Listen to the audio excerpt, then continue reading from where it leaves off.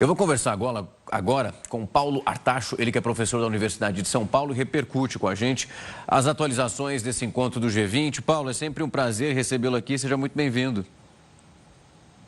Oi, Rafael, super bom falar com você e todos os seus telespectadores. Paulo, eu quero começar a olhar para esse ponto que temos nesse momento e unir dois polos, tanto a COP, que tem reverberado em relação ao que pode acontecer, aos acordos envolvendo a diminuição das emissões de carbono, que pode ser realizado principalmente em relação às nações mais ricas. E o que a gente está vendo, acompanhando do G20 desde as reuniões anteriores, antes da chegada das lideranças internacionais.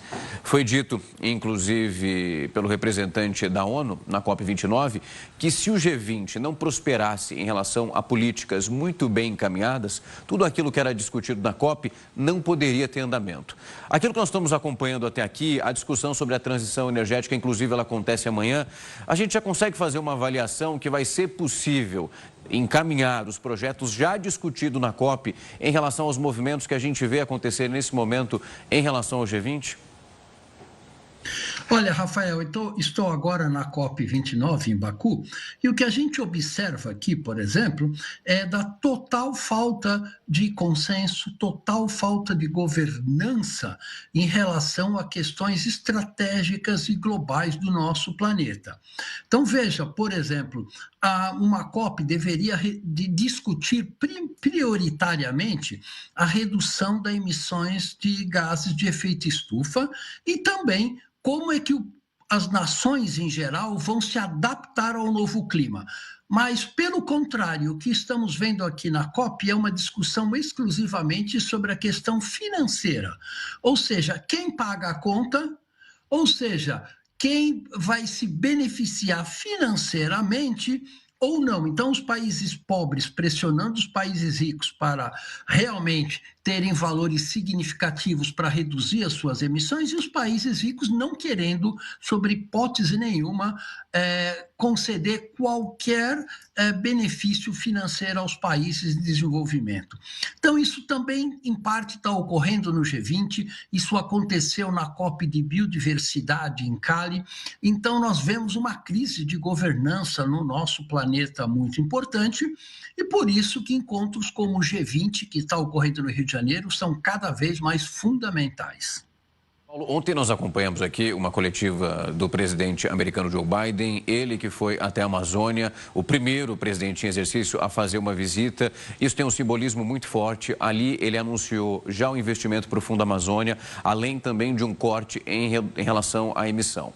Ele tem uma pauta verde já anunciada ainda quando era candidato, quando venceu as eleições contra Donald Trump, e ele vem tentando fazer essa agenda acontecer, apesar das dificuldades que encontrou no próprio país. Eu queria ouvir um pouco da sua avaliação em relação ao que foi dito por ele e qual a expectativa para amanhã no G20, porque amanhã, como eu disse aqui, nós estamos uma expectativa em relação ao texto que vai ser articulado sobre a transição energética. Esse é um ponto muito específico que une esses dois eventos e que precisa de investimento, principalmente dessas nações mais ricas, para que essas outras nações em desenvolvimento tenham suporte para conseguir fazer esse movimento todo.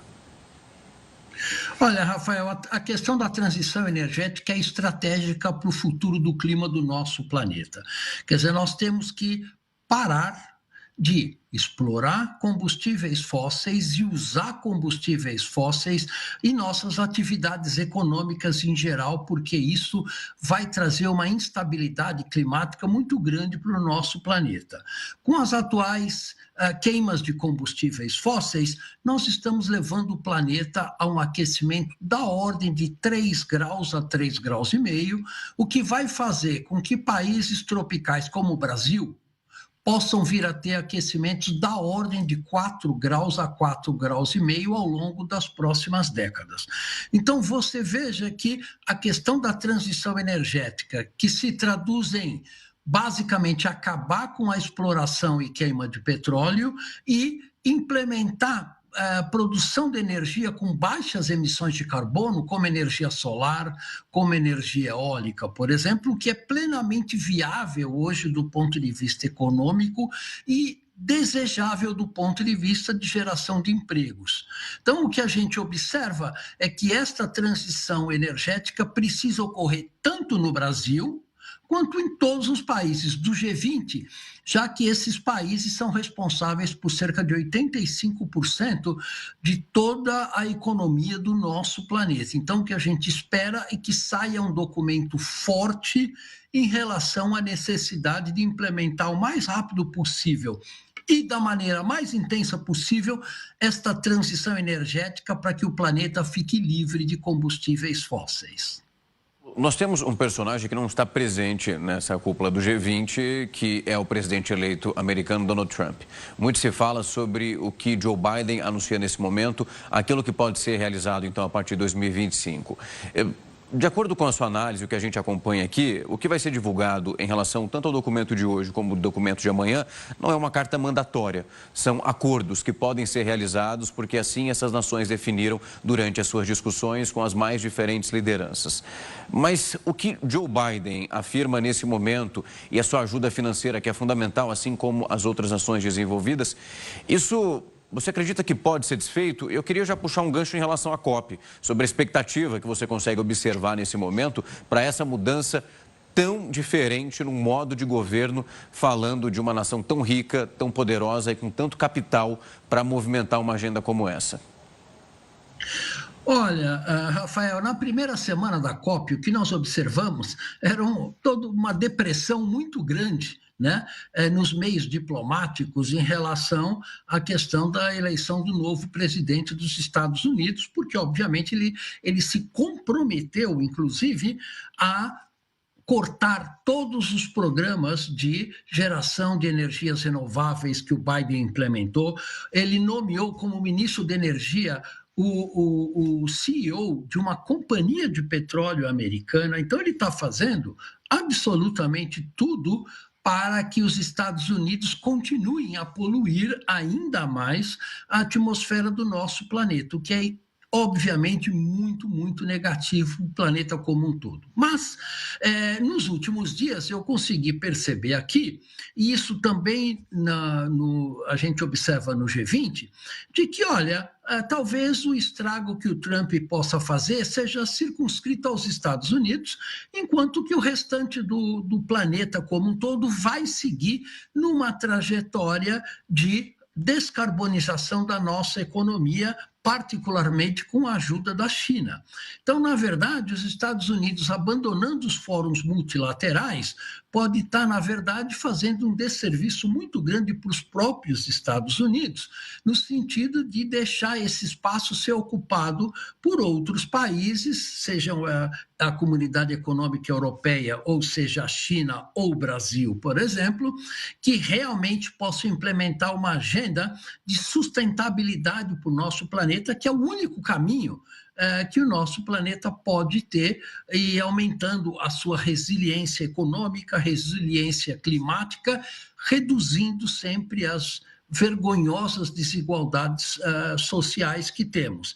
Então, eu espero que o documento final do G20 contemple essas questões, porque daqui a 5 ou 6 dias deve sair o documento final da COP29, e que a gente espera que esse documento final realmente seja forte em relação à transição energética, em relação ao phase-out, como a gente chama, do uso de combustíveis fósseis. Essa é a esperança da humanidade como um todo, para que possamos ter um clima estável no nosso futuro. Paulo, quando a gente olha para as métricas que foram assumidas pelo governo brasileiro, amanhã nós teremos um pouco mais desse levantamento em relação à diminuição das emissões. O presidente americano Joe Biden ontem falou sobre isso na coletiva. O presidente brasileiro disse que até 2030 pretende alcançar a sua métrica, e nós vemos essa discussão acontecendo com uma potência cada vez maior. Só que, claro que a gente prefere que as ações sejam também tão ágeis como a quantidade de conversas que nós acompanhamos aqui durante essas cúpulas. Eu quero chegar nesse ponto e entender se você acha que é possível olhar para que essa discussão que temos hoje no G20 e esse propósito apresentado por essas lideranças nesse momento, se o acordo que temos, a resolução afetada até aqui, ela é capaz de fazer uma redução tão considerável quanto já anunciada nesse momento? Se as ações elas forem tão presentes, é possível fazer uma diminuição acima de 40%, 50% até 2030? Olha, Rafael, não há a menor dúvida de que não há nenhuma dificuldade tecnológica, energética ou mesmo econômica para que o planeta reduza em 50% as suas emissões de gás de efeito estufa até 2030, e isso está explicitado claramente no último relatório do painel intergovernamental de mudanças climáticas. Temos hoje geração de energia eólica e energia solar, que tem preços muito mais baratos do que a geração com a queima de combustíveis fósseis. Claro que as energias solar e eólica têm um problema da intermitência, né? Durante a noite não tem sol, durante a noite tem pouco vento. Mas o Brasil, até nisso, é o país do futuro, porque o Brasil tem uma matriz energética dominada, na verdade, por geração hidroelétrica. Então, é perfeitamente possível, durante o dia, aproveitarmos o preço barato e a facilidade de implementação de geração de energia solar e eólica, e durante a noite usamos a energia vinda dos reservatórios hidroelétricos. Então, o Brasil, com essa estrutura, tem uma chance de se tornar uma potência mundial em energias renováveis, baratas, e se tornar uma potência mundial em energia. Então, eu acho que o Brasil deve implementar políticas que vão nessa direção, e isso está de acordo com a nova obrigação do governo brasileiro, submetida alguns dias atrás aqui na COP29. Então, eu acho que o Brasil está, sim, no caminho certo, apesar de todas essas dificuldades, Rafael, que você mencionou em relação aos Estados Unidos.